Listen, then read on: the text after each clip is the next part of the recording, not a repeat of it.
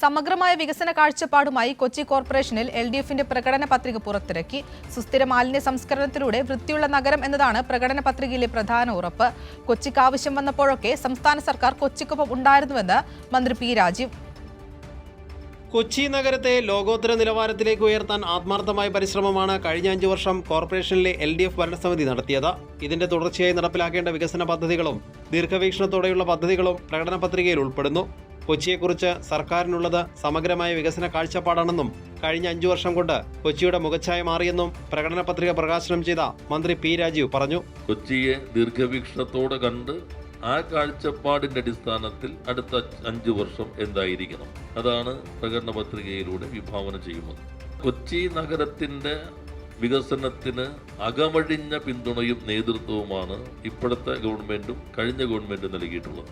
ജനങ്ങളുടെ അഭിപ്രായങ്ങൾ കേട്ടുണ്ടാക്കിയ പ്രകടന പത്രികയാണിതെന്ന് മേയർ M. അനിൽകുമാർ പറഞ്ഞു.